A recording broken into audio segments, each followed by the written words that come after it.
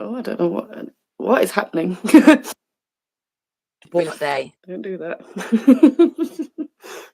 It's giving me a green screen. I don't need that. Like I say, I can see a green screen. Now I can see your. What I can an see your incredible start to a setup now. podcast. I didn't know I could do green As screen always. though. That's pretty cool.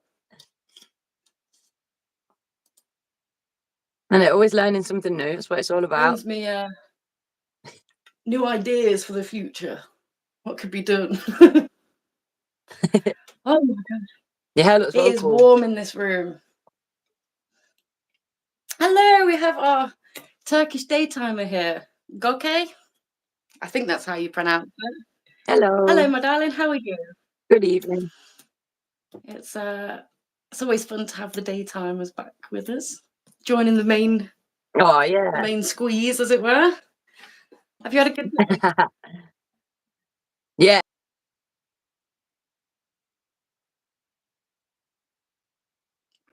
Oh, I think you started to cut off there. There. Did I? To be a bit jumpy.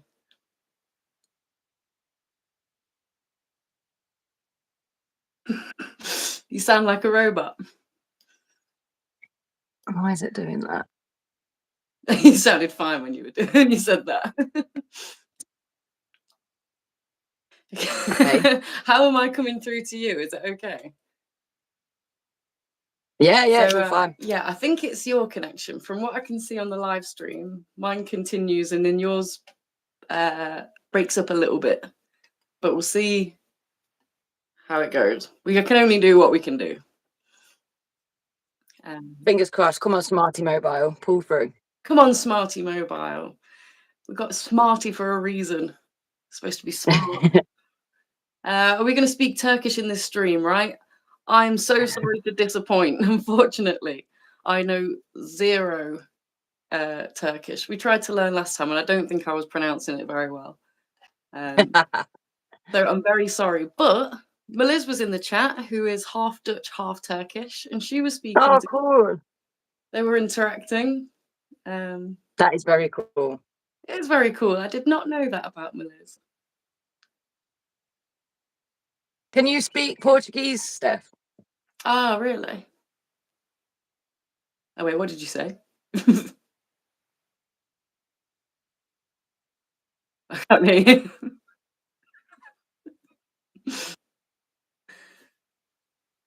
All I heard was keys. I said, "Can you speak Portuguese?" I'm gonna go upstairs and sit next to my internet box and see if that changes anything. Go and sit on it directly. I know, it's so annoying because it's like, oh yeah, it works fine all of the time, never any issues. Soon as I want to go live, did it last week as well, didn't it? It wouldn't even connect last week. At least we get a nice little sneak peek behind you of how your bus looks. I know, but I thought it was warm downstairs. Up here, it's like sauna hot.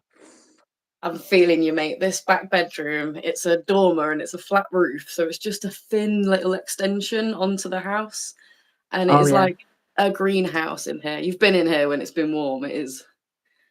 There's no air or anything. And I can't open the window because then you'll just hear all my neighbours. And we don't want them part of the street. Although most of them are autistic, so they might be quite relevant in the conversation. Anyone that's paying attention will have noticed that I'm just literally wearing my underwear when I sat down then, but it is what it is. That's it. Let me see the views roll in now. You've said that. That's perfect. That's what we want. Here we go. Hi. Someone called Love. That's such a lovely name. Hello. Username? Hello. Welcome. So we've got a jam-packed episode today, but it is also, am I pronouncing this right? Beltane. Indeed, yeah. Mayday. So tell us your witchy knowledge. Your what is today? What does it mean? Mark Thanks says he loves cocaine. I'm gonna. That's good for you, my darling. Hello, everyone in the chat. So for those of us who aren't into the cocaine, what do we do today for Beltane? Well, today it is the start of summer, not the official start of summer, but in terms of that's what Beltane is all about, that we are at the height of spring, and it's very much about renewal and looking at those blossoming dreams and flowers. And the theme is very much around fertility, but that doesn't just have to mean the traditional way that we think of fertility. It's growing anything in abundance. So, you know, food is returning in abundance. Animals are, you know, coming back into our world. And yeah, so you can concentrate on growing your joy, growing your finances, light a candle, have a fire pit. I mean, if you've got a garden, you can sit outside on an evening like this. Just wow. And it's great weather for it in the UK. I don't know where you guys are around the world, but right now we're having the hottest start of the year that we've had in, I think, unprecedented history. I know. So it's quite beautiful. I don't know how long it's going to last, but we're soaking it up right now. And what a great night to go and get in the garden and have a relax and think about what's everything you want to start to grow. What's everything you want to start to flourish. That is exactly it.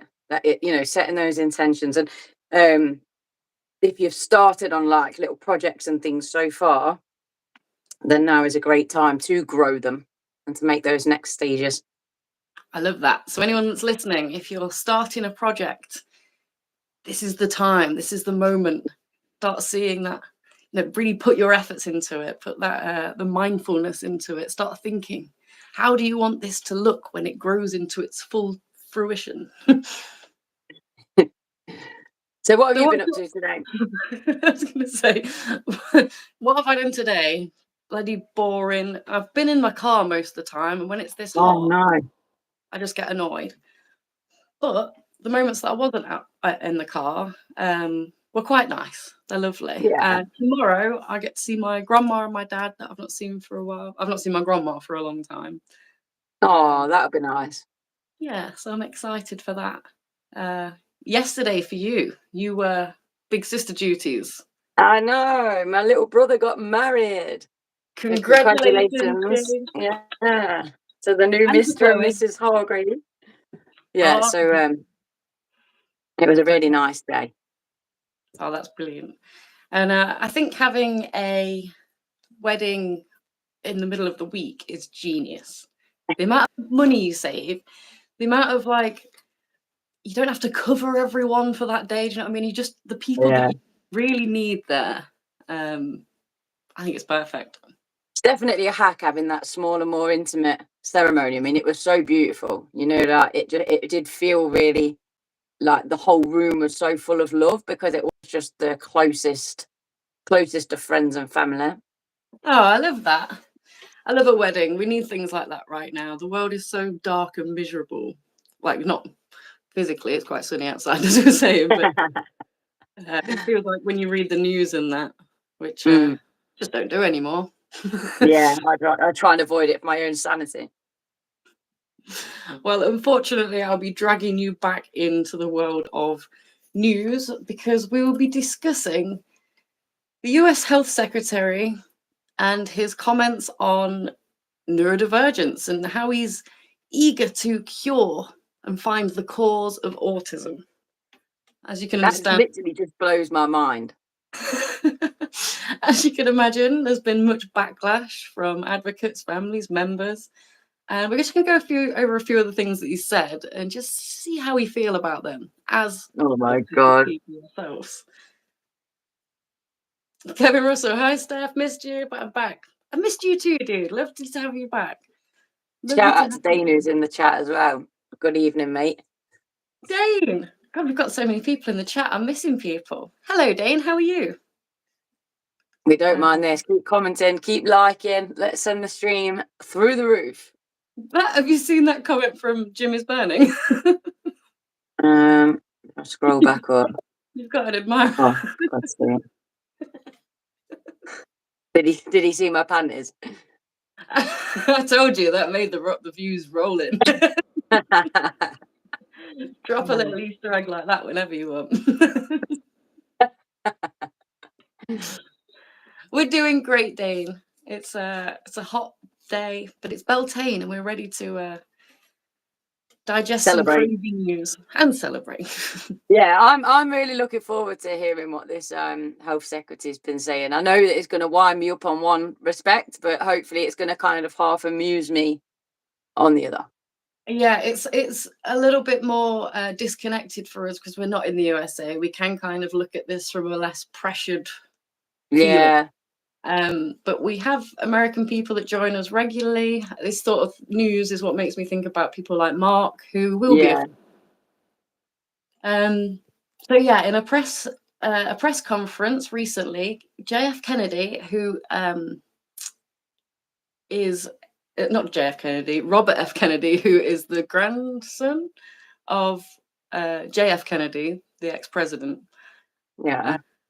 He is a bit of a black sheep of the family, and normally we love a black sheep of the family because it's one of us. He's a black sheep for different reasons. He's like openly talked about all the animals that he's hunted and killed. He talked about like hitting a deer at the side of the road and then trying to cover it up, and he's like joking about it with friends. He's got an obsession with crickets and stuff, and he often makes the strangest Instagram videos. And he has a disorder which makes him talk in a different way. He's everything that makes up someone that's different, yet somehow he is hellbent on trying to cure what makes us different, not realizing, I don't think himself, that he fits very much into that category. I was just thinking that, like, he's, you know, just the things you have said, he sounds like he's on, you know, that broad spectrum where you go from kind of being neurodivergent and autistic, dyslexic, whatever, but right through to psychopathy. It's like, you sound like you might be a bit of a psycho there, mate. Yes, 100%. I think this is the makeup of someone who has come from a very influential family. Like the Kennedys are the closest thing to the royal family in America. Very well esteemed, but his policies are very different. So he's made claims recently that people with autism will never pay taxes, will never hold a job, go on a date, and suggested that they'll never use a toilet unassisted. What do we think of that? Oh my God. I just think he's got a very limited view and understanding of autism. Which is really worrying for the Secretary of Health and Human Services, right? Yeah, it is. And this is the thing that I find so frustrating. It's like, why make comments like that before even talking to the autism community? Clearly you've not even spoke to one autistic person to have come up with that. Exactly. Like, what autistic people has he spoke to that have been like, sounds great? What's that guy's name that's Trump's right-hand man that's autistic? Elon Musk? Yeah, him. So it's like go and speak to Elon and see if he uses the toilet unassisted. Go and offer your assistance to Elon Musk and ask him if he's ever been on a date. That's what I mean. When he's talking about this stuff, why hasn't he leant over and been like, yeah, hey, you're talking about that is a really good point, because it's like, hold on a minute, you can't say, oh, I'm autistic and I'm proud 1 minute, but then allow your health secretary to make comments like that and not publicly put him in his place and say, actually, mate, you know, I can use the toilet and I can go on dates and I can pay taxes. Apparently to RFK Jr, you cannot. Also, so is he suggesting then that anybody that can't pay into the system is not worthy? Because that's a real big indicator into his outlook to life. He just sees humans as potential cash cows.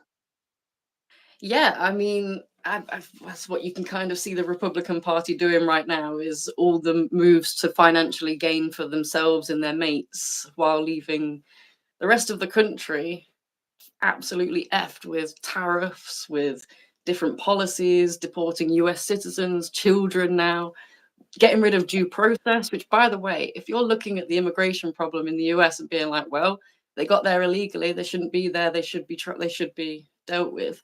The law in America is when you step 1 foot on their land, you are then responsible by their justice system. Therefore, you have to be tried through due process. When you get rid of due process, you have to realize that it's not long before they will start getting you too. Not just the brown people, not just the people that don't speak English. It will get to the point where it was like, you were seen protesting. No, I wasn't. Well, I don't have to prove that because there's no due process. I'm going to send you to asylum. It's terrifying. And they can just kind of pick up anybody that they feel like it that's disrupting their bigger plan. 100%. That is terrifying. Yeah, you can understand these remarks have been widely criticised and dehumanizing and perpetuating harmful stereotypes about autistic people. I'll start that again. Put the roof of my mouth. These remarks have been widely criticised as dehumanizing and perpetuating harmful stereotypes about autistic people. Advocates argue that such generalizations ignore the diverse experiences and capabilities within autism spectrum. He has also reiterated the discredited claim that vaccines cause autism, describing the condition as something that destroys families. Autism destroys families and it's caused by vaccines. So, oh my God, I hate it when people call it a condition anyway. It's a neurotype. It's not a condition. It's not a disease.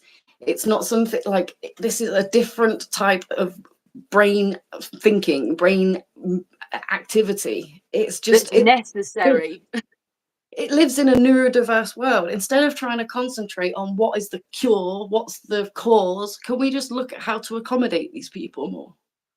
Do you know, the whole vaccine argument really annoys me because my granddad is 80 odd, never had a vaccine, and he's autistic. He's been autistic all his life. You know, the vaccine didn't cause his autism, like, because he didn't have the MMR jab or any of those other jabs that are around now that they blame. Well, I hate to break it to you, but in 2023, Kennedy himself said, I've never in my life seen a man my age with full-blown autism, not once. Wow. Come and look at my granddad's train set, mate. I love your granddad. I know. Hey, I tell you what, I found out I had 2 lots of MMR. So I was laughing. I know, I was laughing my head off like, oh, well, this explains a lot. Like, does one cancel the other one out? Or? That's amazing.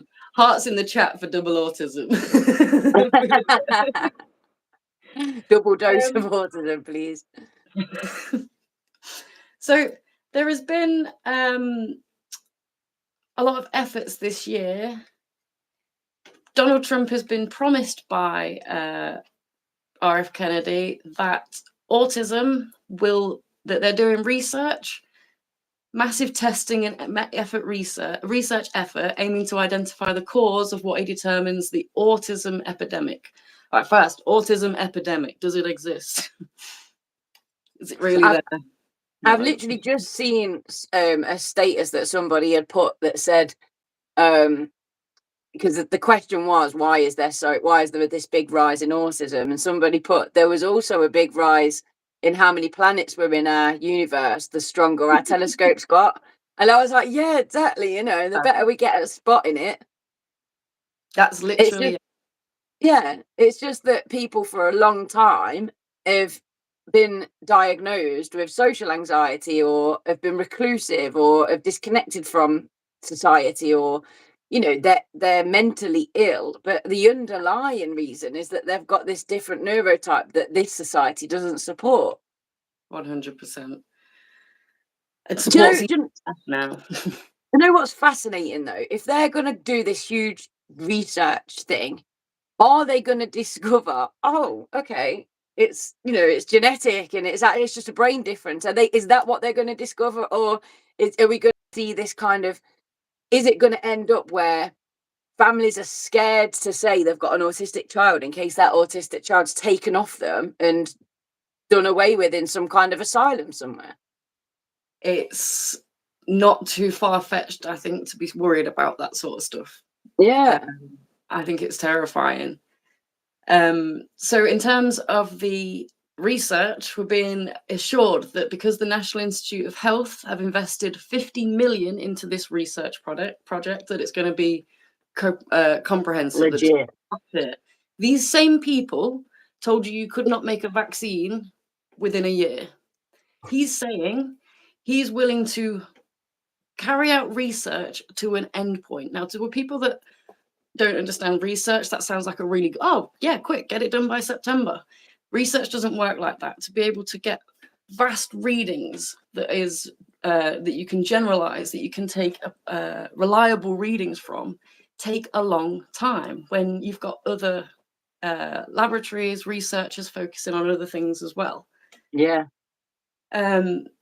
To put a deadline on research is making it unsafe. You're discrediting peer reviews. You're discrediting so many things that makes research credible. And not only that, he has appointed David Greer, if I'm saying that right, who has already been known for promoting the vaccine autism link and previously found to have been practicing medicine without a license. Basically, the people in charge don't know what they're doing. And I feel terrified for the American public. Yeah, it sounds like they're just pushing an agenda rather than a genuine curiosity or any kind of. There's no intention inside that's got the people at the heart, is there? No, not at all. And these people will talk about Big Pharma. Big Pharma, as much as we want to complain about Big Pharma, contributed towards the vast research towards autism already. We already know is linked to genetics. Yeah. We already know that it is linked to the certain brain injuries during birth that we see have higher risk of autism. There's the food, some to a degree, some of the foods that we eat, the pesticides, but there's not going to be an overwhelming amount. It doesn't make any sense. We still live in so for anyone that doesn't understand the rise in diagnosis, what you have is since 2010, when they believed that autism was in 1 every 150 people, and now we say 1 in 30, is it 1 in 31? What's happened there is you've got better access to diagnosis, we've got a greater awareness, and then you've also got opportunities. So some people that wouldn't have got diagnosed before are now getting diagnosed because it allows them to get behavioral therapy, any kind of welfare support. Being disabled costs more. So being able to get those opportunities at a lower cost with a diagnosis is a lot more helpful. There is also... Sorry, carry on. No, you're all right, honestly. I was going to say there is also pop psychology, where this sort of information comes online and you do look at it and everyone suddenly thinks they are autistic. I'm not saying that they all are. I'm not saying that they all aren't. But the fact that the vast amounts of people are relating to content online or to similar experiences, I don't think we can be ignoring that as like these people just want attention. They just want to feel special. I don't know about you, but finding out that I'm more autistic than I realized has not given me any benefits to social media views, getting more friends, getting more money, brand deals. Like, it just doesn't happen. But it has led to a more compassionate mindset and a different way of supporting yourself. You know, and that's what I was going to add, is that I think even when I look at my lifetime, when I was at school, so look, when I was at primary school, so like 30 years ago, the autistic kids back then, it was like autism was recognized as being far more the kind of what we'd now say like low functioning or higher levels of autism type thing. Whereas I think over the last 30 years, we've looked at that spectrum and realized how broad reaching that spectrum is, and that you've got kind of people that don't present as severely as what autism first was recognized as being. Right. You know, I still in my early 30s was talking to Autistic Not Weird, Chris Bonello, and feeling quite like, well, I'm just weird then. You know, I didn't realize it's only been in the last few years that I'm like, oh, that autism experience applies to my experience. But Yeah. I think that is what's happened a lot of the time, is that we've just realized that loads more people are autistic that were just struggling, just mildly struggling, perhaps not, you know, so severely struggling. They were kind of getting through or getting by or whatever. So I think that's the part that people struggle to understand. They want to jump on the bandwagon and say, oh, you know, everyone's autistic these days. And it's like you say, no one's trying to con anybody out of anything. They just want to understand themselves a little bit better, understand their friends, their family, whatever it is. 100%. One thing you'll never hear people say is everyone wears glasses these days. But they also realize that we understand that there is a wider spectrum of vision. There are people with different prescription types that we didn't realize when glasses were first about. I mean, the first that's set a of really good. It was just a magnifying glass. I mean, that just was just people that couldn't read at this point, you know, that it helped. That's a really good comparison, actually, because like you say, it's such a broad spectrum of different prescriptions. Like, to be honest, thinking about it as well, that's a brilliant comparison, because I wear glasses a lot of the time, and my students always say, oh, can we swap glasses, can we swap glasses? I haven't, and of all the times I've ever done that, probably 50 million times, I have never put on someone's glasses and gone, oh wow, they're perfect for me. Do you see what I mean? Like, everybody's glasses are different. Like, just because you need glasses, you can very rarely wear somebody else's and them do the same job. Exactly. And that's what autism's like. It's 100% that. And it just baffles me, because wearing glasses, it never gets you accused of trying to fit in. Or I'm really annoyed with Crystalia, who's literally saying is tattooed on my neck. He's got this joke right now that's like, have you not noticed that these women that are turning in their 30s are diagnosing themselves with autism? And he was like, can't you just admit that it's because no one's looking at you anymore? Oh my God. I almost want to stop fucking listening to him. Yeah. Like, I know you're a comedian. So I can assure you, Chris, people are still looking at me. They look at me more. What are you on about? It's like, as someone who has battled addiction and we've been there for him, not walked away, you're really going to come for like, oh, everyone's got an addiction, then you're just blaming cheating on your wife on addiction. How'd you like that? I know that, that's what it is. You're just a sad old twat now, so you've got to pretend it's an addiction because you've grown out of being a promiscuous young fool.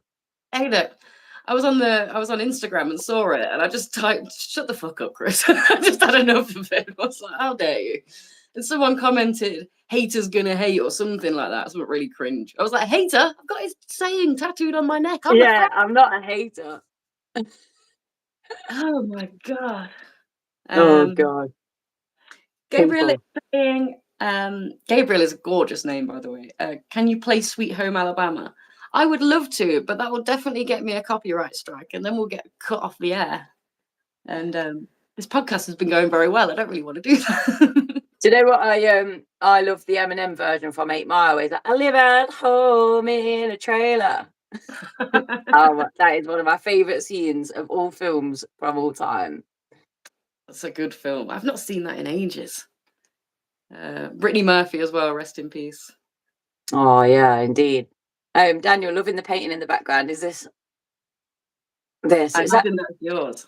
Your monkey. It was a birthday present from Kat many years ago, and it's come to 3 different households with me now. So it's beautiful. It is very funky. I love it.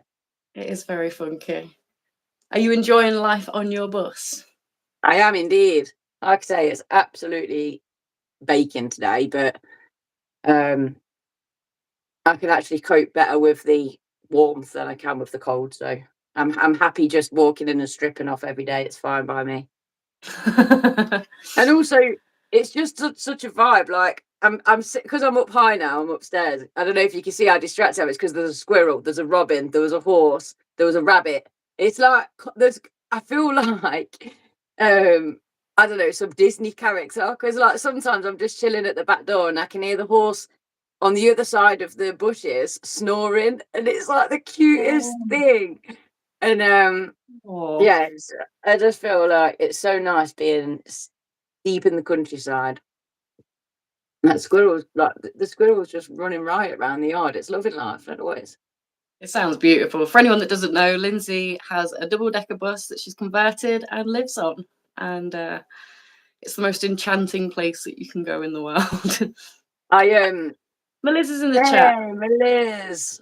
I got called out on Facebook earlier as another chancellor looking for a freebie, because so I just commented back like another moronic comment from somebody that's got no idea about my charity and my platform and the work that I do, you know. Because I'd put a post up of a picture of the bus just saying like, anybody fancy the challenge of giving her a wash?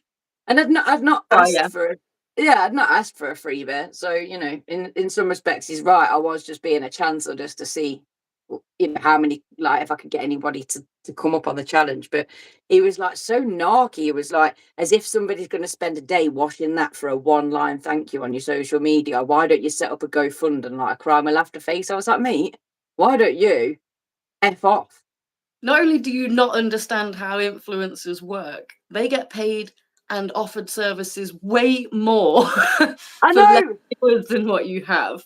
I literally thought that. I thought, mate, I dedicate all of my spare time to a charity platform. Like, you haven't got a clue. I'm not going to rise to it in terms of like listing all the things that I do, but I just thought you have not got a clue how much I give away. And, you know, that's why I felt perfectly comfortable putting that message out there.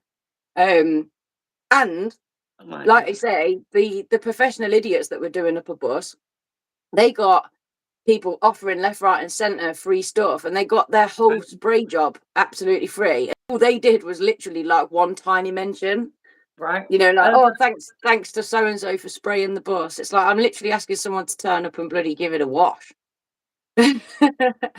It blows my mind. There's that YouTube channel, Cleaning with B, and she started cleaning her own flat in London because it was gross. And then she does like SOS cleans, like what a Brotherhood Legion was doing. Oh, yeah, nice. For this flat in London, and AO donated every single appliance that you would need and more. Oh, how lovely. It's gorgeous. But to be someone that looks at a page that is to do with charity and serving the community and being like, oh, another freeloader, just tell me you don't give to charity without telling me you don't give to charity. Like, do you know what I thought? I thought to myself, like, you know, we go on my YouTube channel, see how many free videos we're putting out there. We would love to have a one-liner on somebody's social media shouting us out that has the reach that my social media has. You know, like, you're making out like that's a bad thing. Me, if somebody did that for me, I'd be well appreciative. Like, you know, you haven't got a clue what you're commenting on. What do we do, man? What do we do? Like, I don't know. It's when you realise it's a them problem and not a you problem. People always, at the end of the day, it's like, keep commenting because you're helping the algorithm. Exactly. Well, that's the thing, isn't it? And it gives me a chance to express in the comments, you know, all the things that we do. It's like, well, actually, you know, we offer live streams and free resources, community events, like support, connection. We do a lot. We do try. Going to be offering free books, you know, as I drive around in my little library bus. Like, oh God. The dream is to be able to serve people like free for the people, but paid for by funding, government resources. That's the idea. It shouldn't be at the cost of the average person that needs it, because if you've got money, then you can pay for the help, right? You can go to a private doctor. We're aiming for the working class, the people that are struggling and going to be struggling even more. So if you're looking at that and you're like, just a freeloader, like, okay, bro. I know, it's like I think it just frustrates me when people put these comments because they've come across the video and they've not even bothered just to click into the profile just to see what we're all about first. It just makes you look like an idiot. Totally agree. Daniel saying, love to start podcasting. I'm getting into voice acting, but definitely would do a podcast. I always thought voice acting sounded really fun, but I can't read. Be there for hours.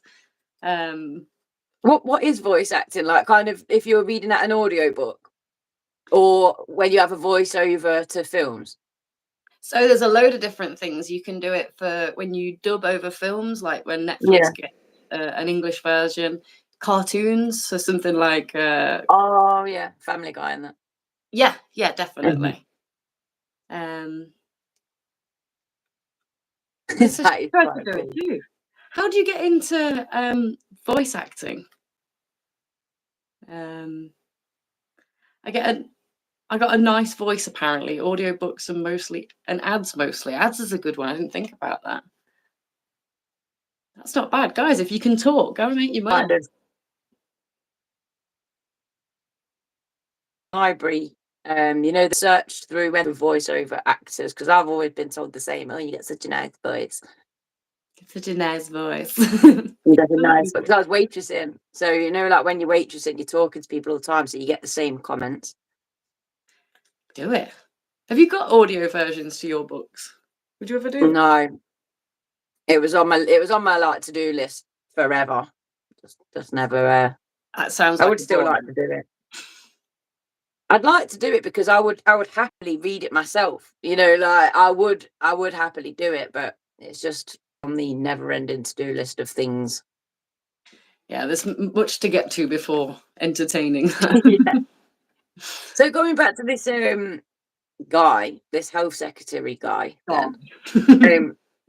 so is his proposal then to do the research and stuff, or is there any more to it?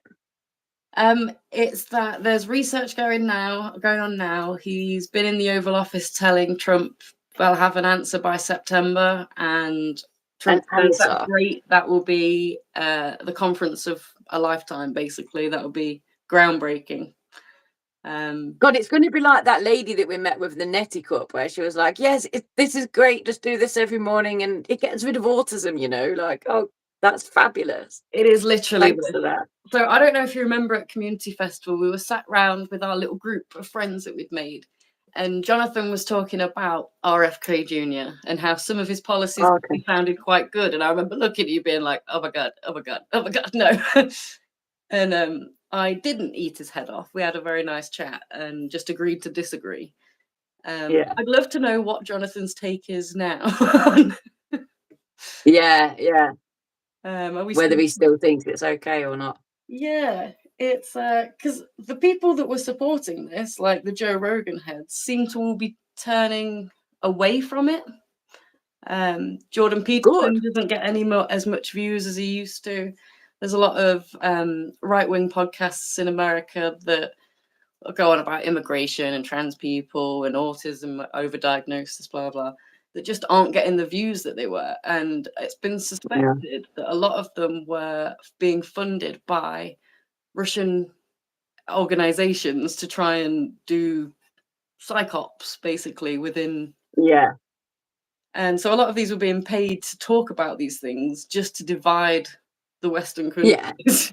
Yeah, just to cause like more turmoil kind of thing. And to get Trump elected. Since Trump has been elected, none of these people get their views or their money anymore, which is a bit like, it's just a bit strange. Yeah. Jonathan says, do you remember your dreams? Yes, I do. I do sometimes, but more often than not, I wake up and it's really, really vivid. And within a few seconds, it's kind of disappeared. And I find, you know, you're like grasping at it almost. And then it's like, oh, I don't remember what it was. It can be a very difficult thing if you're not in the practice of coming to it. But it also, like, you wake up, you've got to start your day. Who's got time to think about?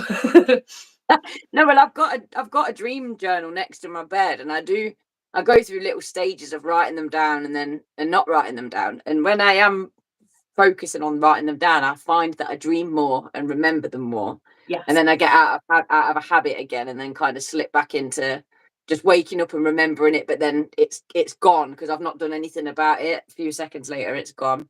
Right, definitely.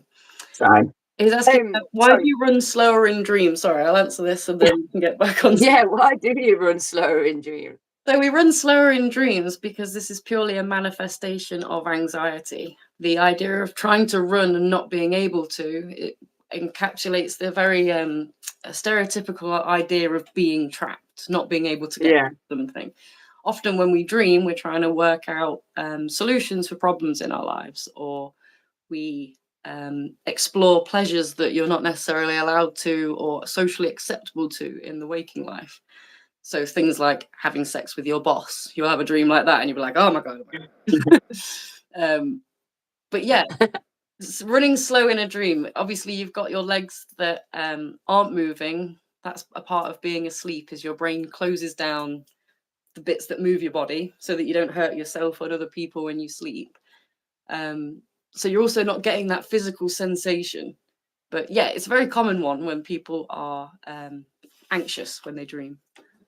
It's horrible. It's a horrible feeling when you're trying to get someplace and it's like you're going through treacle or water or whatever. It's such a horrible feeling because that frustration is raw. You know, you wake up and you're like, oh, thank God that was just a dream. That was a horrible feeling. It really is, isn't it? It's enough to wake me up sometimes when you like pull yourself out of a dream that's just like, no, I can't do that. Yeah, do that. That's too much. Thank you. Just before we get onto the lucid dream question, and the lovely comment about Steph's smile. Oh, thank you. Going back to the secretary and the autism thing, I find it fascinating that he's clearly not listened to the telepathy tapes, even though there's a huge hype around it. And it's so frustrating that he's not going to take that money and that research and that passion and research further into whether non-verbal people are communicating in other ways. Because I just think, you know, we're so kind of caught in this last 100 years being the only 100 years that counts of all human history, and all anything that's the truth or whatever is what's been created in the last 100 years. And it's like, there's so much more to it. You know, there's more to verbal communication and there's more to the autism spectrum to be discovered. And yet I agree, we're stuck with morons like that going, I'm going to cure it. I'd like to cure patriarchy as well, but you know. No, it's always that. It's always that. And the C word, not cancer. Capitalism. But yeah, I totally agree. Spending all these resources, 50 million on something we already know isn't a thing. Being able to put that money towards supporting autistic human adults and children, you're already going to have a bigger workforce that can get you revenue. Yeah, that's the thing, isn't it? Oh yeah, you could absolutely do your nut over it, couldn't you? But I'm really enjoying this chat about different dreams. So does lucid dream mean sleepwalking? A lucid dream's where you are aware that you are dreaming. And so it's almost like being awake inside of a dreamscape. So for example, I've had 2 lucid dreams. I quite often dream about the sea and a big tidal wave coming in, which I know is linked to emotion, and it's usually when I've got a big decision that I'm putting off. Like I know what I need to do, but I don't want to do it. Right. I'll have this dream about a huge wave coming in, and I'm trying to warn everybody, and I'm trying to get away before this big wave like hits. Okay. That's And the anxiety so this with one, the time aspect, right? yeah, and the sea's like that deep ocean emotional thing. But this one time I was dreaming that me and my mum were on sun loungers on the beach, and then all of a sudden the sea started kind of creeping in and rising up all around us. And I'm like, you know, everyone's panicking, like, what's going on? What's going on? And then I suddenly was like, I know what's going on. This is a dream, isn't it? And I was like, you're not gonna, I know what's happening. You're gonna send a big wave in a minute. And I know that this is a dream. And suddenly I was awake in the dream, and it was really, really strange, like really strange feeling to know. But I wish what I'd done is just gone, wicked, that means I can fly then, and just jumped in the air like, woohoo, you know. Why I take that further and do something fun like that instead of just being like, ha, I know that I'm in a dream. I totally agree. Like I've done it twice. One with knowing, and I knew as and I was on a boat, and all I saw was the horizon wasn't making sense to how the edge of the boat was. Like Yeah. when you're on a boat, you see that the horizon goes up and down according to like in relation to the side of the boat, and it just wasn't Yeah. making sense. And I had that same thought where I was like, "Hold on, this is a dream." And once I realized it was, I was that excited. I woke myself up, and I was like, "I'm never going to be able to do that again." But another Yeah. See, time, sorry, carry on. no, I was going to say my second one was the same. I was that excited, I realized in a dream. And actually, it was quite a scary dream, but I woke myself up. And then after, I thought, why did you wake yourself up? You could have changed that to anything you wanted to. It didn't have to stay scary. So that was kind of the second one that I did, and it's weird to Yeah. explain because I wasn't aware I was dreaming. Like, oh my god, I'm in a dream. I can do what I want. Necessarily, it's hard to explain. I just remember Yeah. that the stuff was happening, and I was saying to my friend, "I can make anything happen in this world." And I was like, I was pretty sure that there was zombies coming towards my house. And Yeah. I was in the back room, and I was like, as I go back around that corner, it's not going to be zombies. It's going to be my best friend. And I did it. I like went round and then went back again, and my best friend was there. And I was like, nice. I never have to deal with horror dreams ever again. But I remember that being like, yeah, you don't like all these nightmares I had as a kid. I realized if I could have just been like, no. Yeah, like, you can't scare me. I mean, so hold on, what? I've missed a bit of these. So I saw that dreamt about baby rhinos the other night. What does it mean when you keep dreaming about a certain person? I once peed in a dream and didn't wet the bed. Yeah, I've definitely peed in a dream, but not peed in real life. Thank goodness.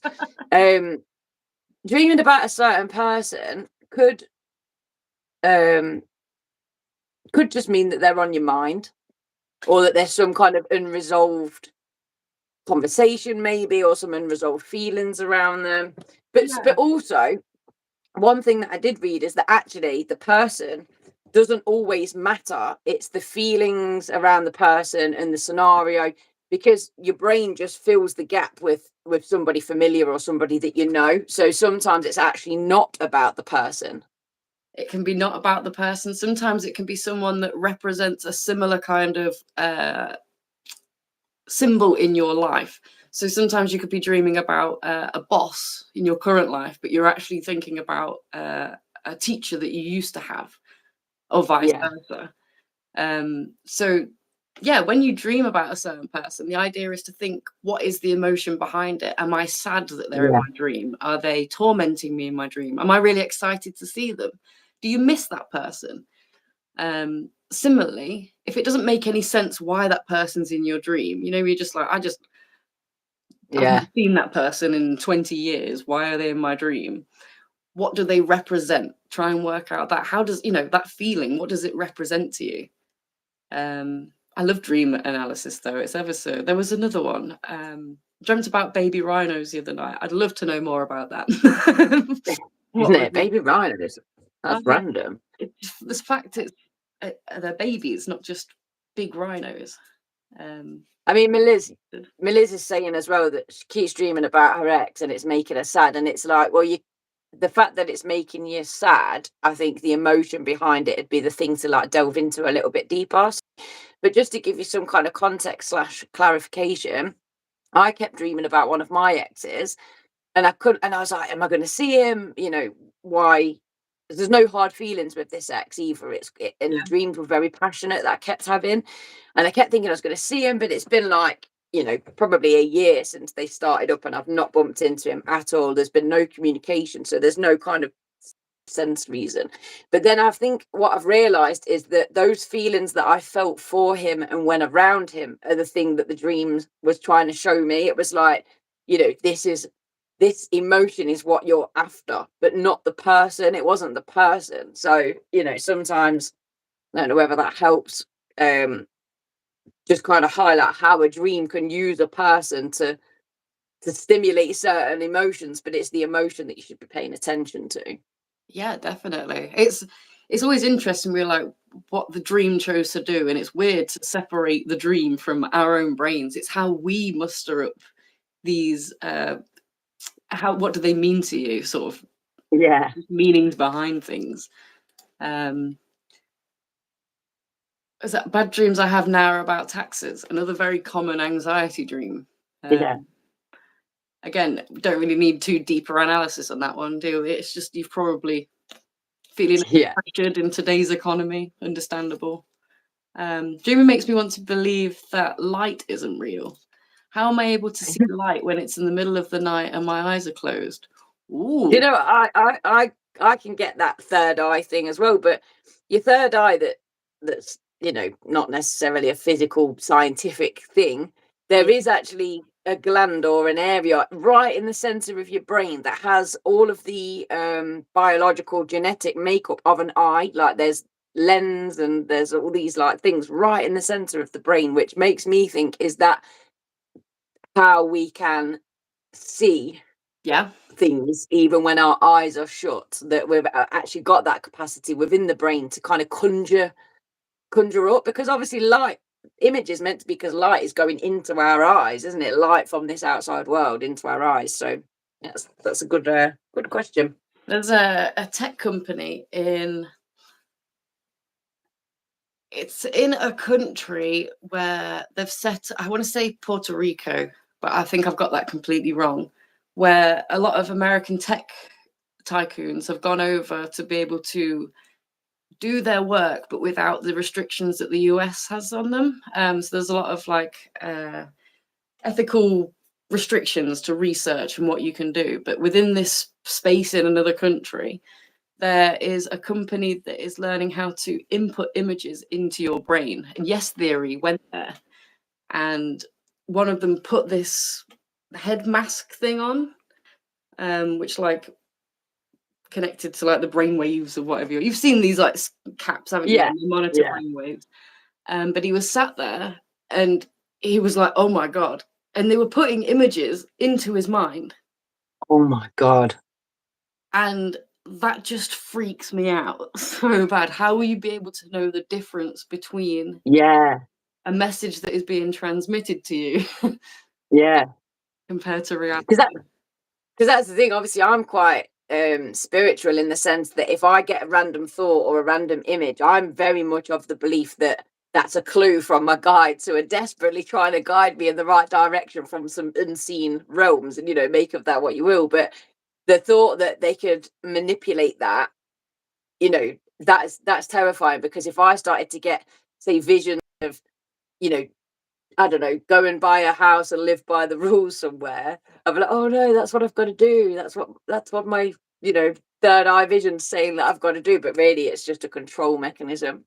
Yeah, the RFK has put into the fucking, he's typed it in, like, make everyone think this, and now we've got his batshit thoughts, you know, as our own. That is absolutely mental. I'm going to go to some of the other chat bits in a sec, but the one that's just come through from Jonathan: blind people would basically become seeing. I'm not sure, BIG, they get images in their dreams.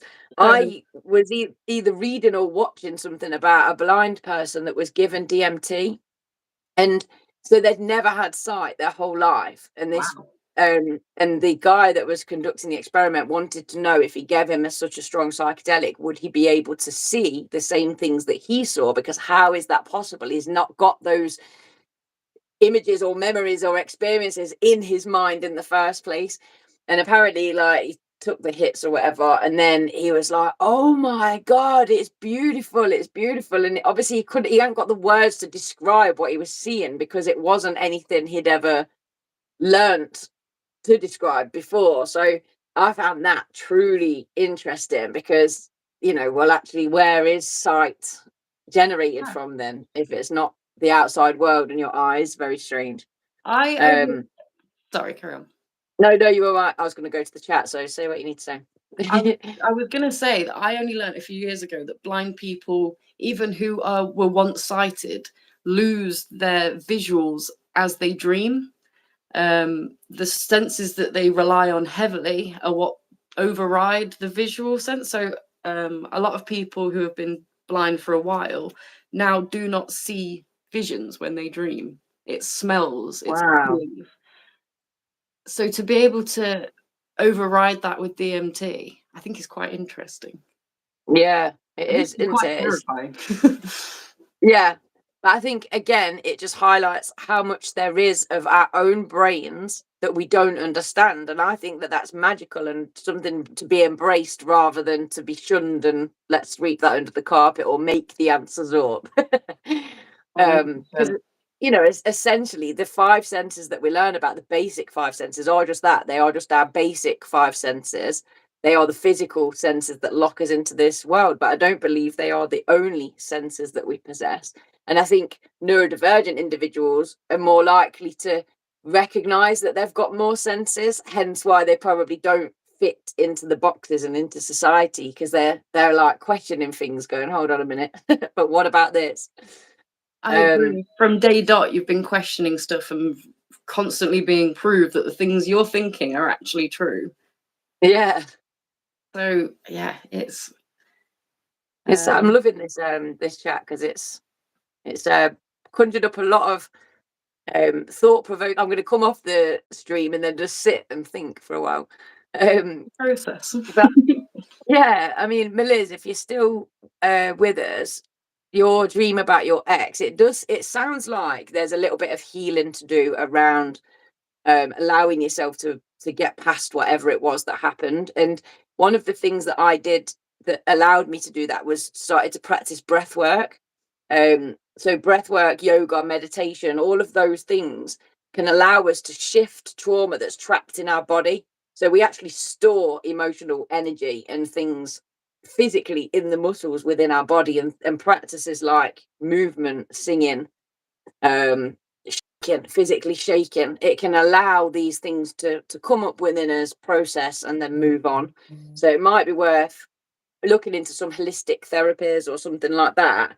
And also just relating it to a bit of experience that I've been going through recently is I kept thinking, why am I finding it hard to let go of these certain things that were done to me in the past? But what I realized is I needed to forgive myself for allowing those things to happen to me. So you've got to really, sometimes it's got nothing to do with that person anymore. You know that you don't have any feelings for them or anything like that. It can sometimes just be about being a bit softer and a bit more gentle with yourself and saying, look, you didn't know any better. You've learned, you've had these experiences, you've learned, you know where your boundaries are now, you know, and looking at it from that angle as well.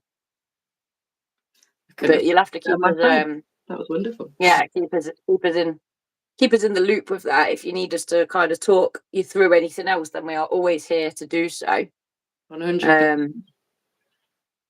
And then also the I saw something. Oh yeah, so Daniel was saying, well, a bird came up to me and it was very friendly, and I guess I was Dr. Dolittle. Talked to the bird, so the gorilla felt comfortable with me. Then showed me these baby rhinos. Very weird dream.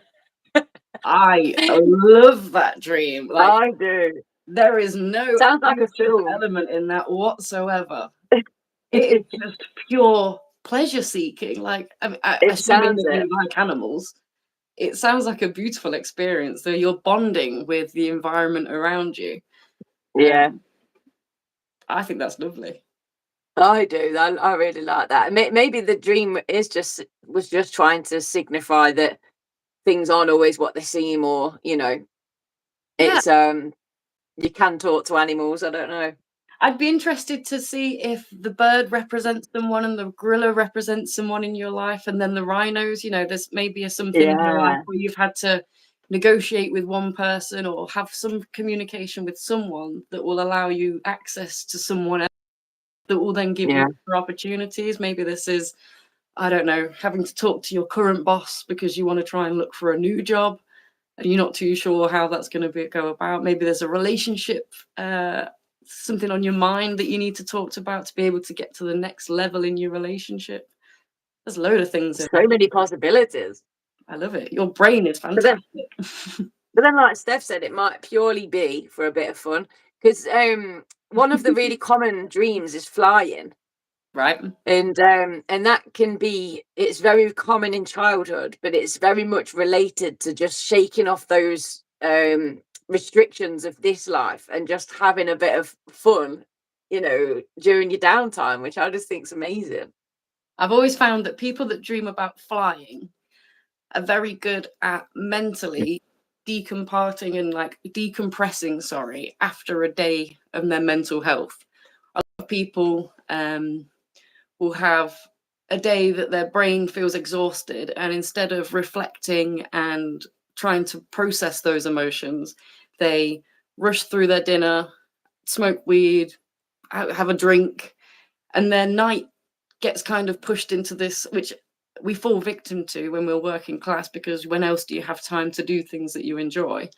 But it kind of a halt in this processing of your day.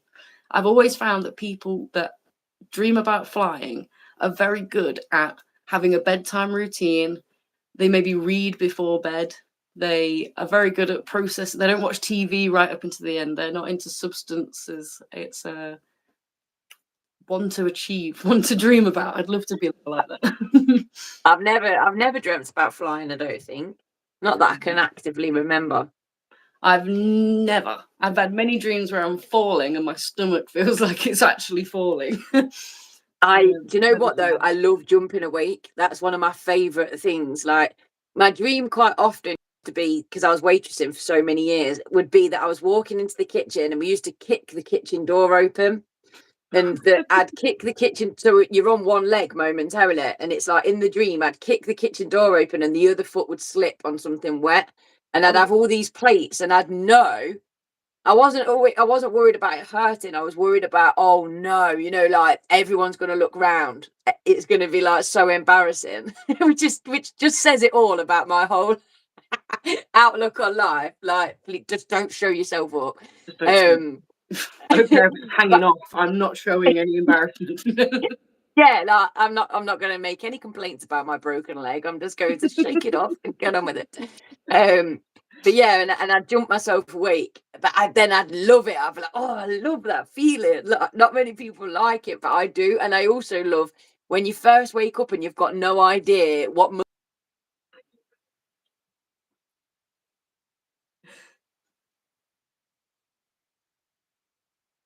Oh, where you gone? Oh, I'm back. Welcome back. Yeah, I don't know where I went, but I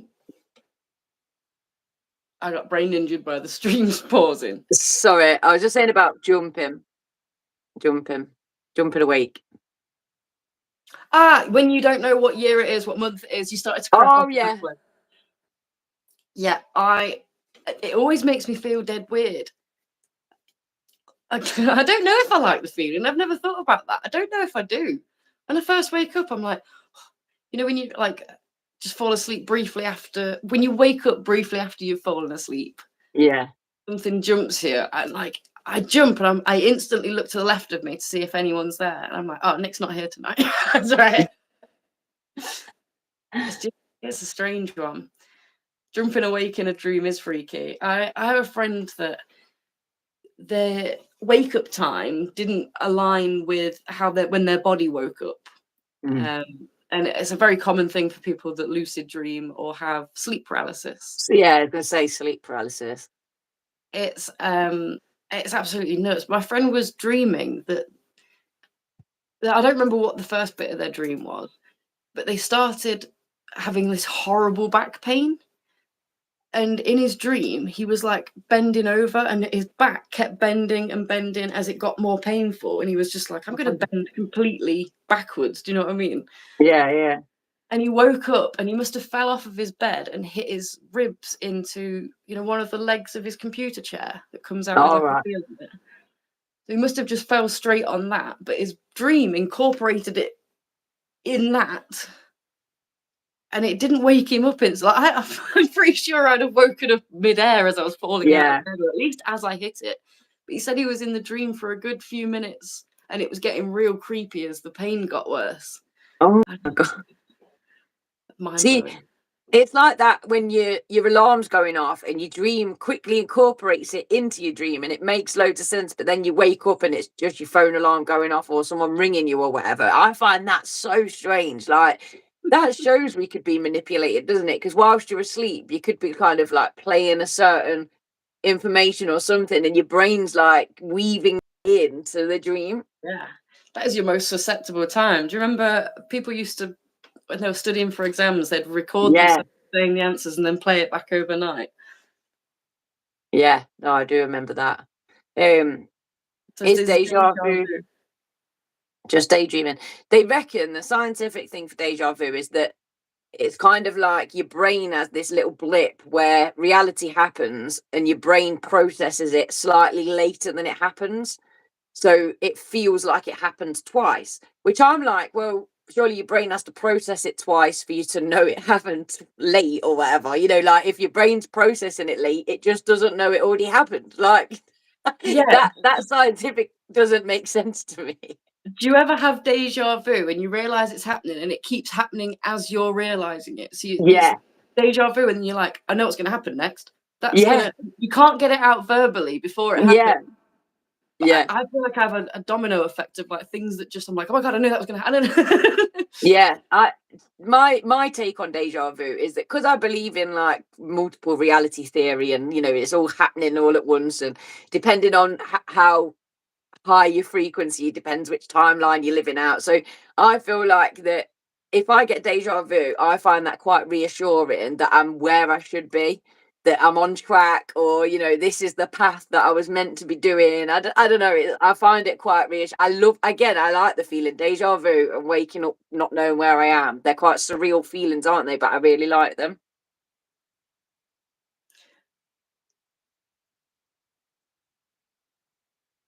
Oh, you cut. Apparently, I make a loud noise as I go into sleep. That's funny. Is that snoring or just a random noise?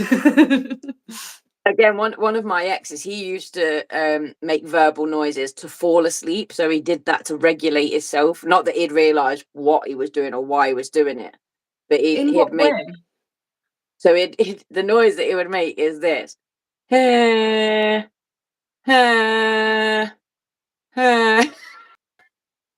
So it was almost like breathing. It was with the rhythm of him breathing. Okay. But it was very loud. Like sometimes it'd wake me up in the night and he'd be doing it as he'd like kind of come back round or whatever and he'd be putting himself back to sleep. But he also headbutted the pillow, which is another regulatory thing. All very common with autism, needing to self-soothe or do these soothing things to get to sleep. So but I'd wake up sometimes and his head would be bouncing mere centimeters from where my head was on the pillow and he'd be literally like bouncing like this, like in it fast asleep, like no idea he was doing it. I'm like, whoa. Sleep behaviors are so strange, aren't they? The different things I was literally just thinking the same. Like, it's such a fascinating topic, which again, we probably don't know all that much about. There's probably been all these studies and then a kind of generalized, this is normalish behavior. But I bet everybody's got such a variety of weird sleep behaviors. I have always really wanted to work in a sleep research facility. Yeah. And see the different variations of like, because some people have it for sleep apnea, for coughing, load of different reasons that they want to monitor your sleep. And I think I hope, touch wood, that never happens. The idea of having to go and stay in a hospital while they monitor your sleep. My stepdad had one where a heart monitor would go right, like go tight round his arm as it does, but it'd do that every hour throughout the night. And he said I couldn't get any sleep. Not only that, when you do wake up, you're like, I'm not at home. I can't just go downstairs and get a drink, watch some TV, and go to sleep. You're in a room full of other people that are also sleeping. It sounds horrible, but as a researcher, someone that gets to observe, I think it sounds amazing. It says, if you dream about me, will I feel it in my dream? And as lovely as that idea is, and I'd love for that to happen, I don't know. I know there's no way of knowing, but it'd be lovely, wouldn't it, that if I'm dreaming about you, you're dreaming about me, or that we've experienced that together in our own little dream world. Like there's a saying though, isn't there? If you're awake, if you can't sleep, it's because you're awake in somebody else's dream. Ah, that's Yeah, yeah. So if you're lying there awake, it's like whoever's dreaming about me, pack it in. think about me. Think about me in the morning. Right, last little turn to the chat then, and then we're gonna have to wrap up. What if you have dreams about flying and or good in bed? Oh wait, that wasn't supposed to be the out loud voice. That's hilarious. So I don't dream about flying and I'm no good in bed. So, maybe that's why. Maybe that's why I claim to be autistic in my 30s, because I can't get a man. I'm just referencing jokes from earlier in the stream. That's not real. It's a callback. Yeah, you're saying the quiet bit out loud there, but you know what? I appreciate that. Go for it. Blow that the dream, nothing. I suppose. That explains why I'm always awake. Are you in many people's dreams, Daniel? And it must be the case. It's gonna make me feel comforted, when tonight when it's boiling hot and I keep waking up and I'm gonna be like, it's not because of this heat, it's not because I have anxiety, it's because someone is thinking about me. Brilliant. Yeah, I'm going to stick with that as well. Well, if you're on the stream right now and you haven't done so already, please hit like. And if you haven't subscribed to our channel, do subscribe. Jonathan, is life a simulator? I believe so, yes. But we'll have to join us another time and we can discuss that in a little bit more detail, because that definitely is a deep dive of a conversation. What I think that's our next episode. Yeah, definitely. I mean, what I find fascinating is there's so many simulations that exist within this reality. How can we possibly be base reality? But I'll leave that with you. And yeah, I think, Steph, we can cover it one time, can't we? For sure. Most definitely. That's the next episode for me. That's that's perfect. You're both lovely. This has been nice. I'm so glad, Daniel. Please return. Yeah, do. We've loved having you being so active. Definitely. Thank you for being here. Thank you for chatting with us, having your input. It's always really appreciated. And we will be back on the 3rd Thursday of this month. Will we? Is that the 22nd? Yeah. No, it's the 15th of May. On the 15th of May, we will have our Patreon members only episode. So if you're not signed up for as little as £1, you can go to our Patreon and be part of the next stream. If you're not going to do that, then we'll be back with this podcast on the 1st Thursday of next month. The Patreon episode will be a day after my birthday. Ooh, you need to get involved, guys. It'll be a birthday stream. It's also Mental Health Awareness Month all month this month, and when we come back for that Patreon stream, it'll be Mental Health Awareness Week, and the theme is community. So I thought, how perfect is that? Because that's what we're absolutely all about. So mental health awareness, I think, for the theme of that Patreon podcast. So get those Patreon subscribers, get your questions in for us, your problems. We're here to help. We want to help. We love it. Daniel said it'd be fun to be on the podcast. That sounds like an interesting thing. It'd be really cool to set up a way for our audience to actually call in or something. I'll have a look. Yeah, some kind of Zoom call or something like that. I don't know. Definitely. Back 32nd of November. You have very little trust in us, Daniel Price. I promise you, we'll be back. And yeah, happy at the birthday stream. But we shall let you guys go. It's been a great episode. I've really enjoyed it.